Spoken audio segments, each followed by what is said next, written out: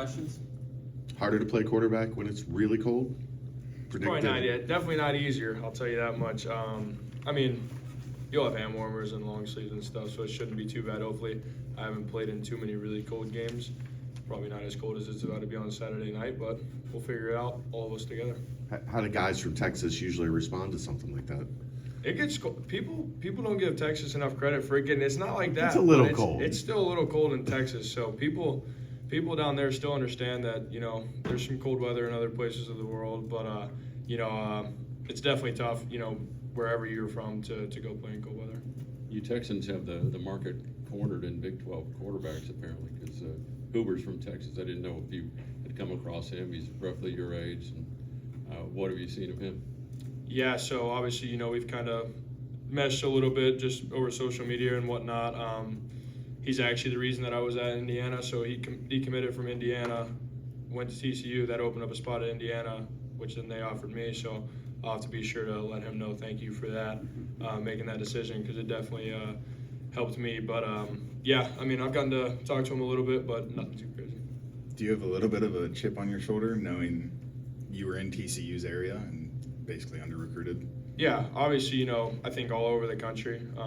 I think I carry that chip on my shoulder just knowing that a lot of people, passed up on me or whatever it may have been, whatever the situation was. So I just always had that chip on my shoulder, just trying to prove myself right and prove others wrong.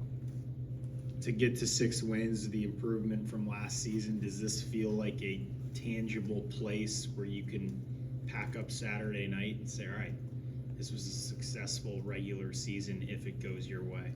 Yeah, I mean, obviously, we'll have doubled the win total from last year, but, being at 5-2 and then losing 4 straight is not ideal. And I think that, as a team, we thought and expected to finish better than 6-6 at that time for sure. So obviously, we're going to try to go win this one and see what happens. But, we're focused on going 1-0 this week. And then obviously next year will take care of itself too. But obviously the goal was to win more than 6 games. So, but it would definitely still be a huge win for us. For guys like Kendra and Kiner, they're coming up, and the others, how much do you want to do this for them? Oh yeah, obviously I'm not in that position yet of it being my last game, last senior night or whatnot. But for all the seniors, it's going to be a big game. So that's the goal, is to get the win for those guys. Coach said a lot of the misses have been overthrows and kind of just relates to mechanics.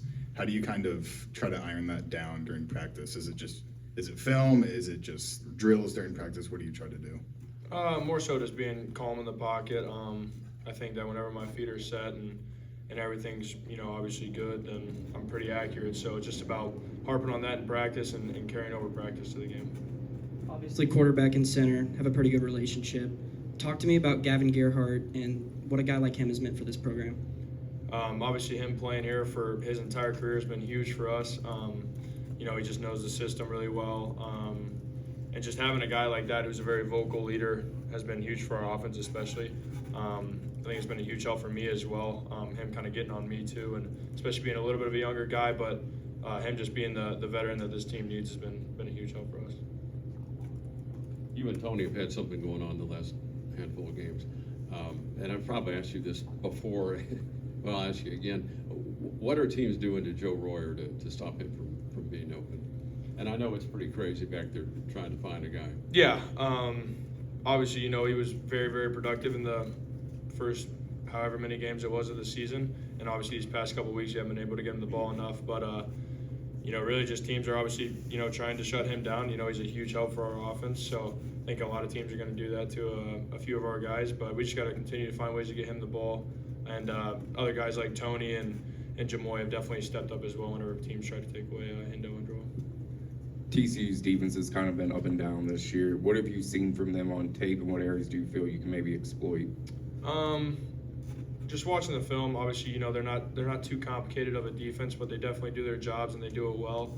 They definitely started picking it up over the last however many games that it's been, but definitely in these past 4 or 5 games, they've been pretty dang good. So we just got to find ways to exploit them. Obviously, we got to figure that out over the next couple of days and where we're going to attack them. But definitely watching them on film, they look like a solid defense for sure.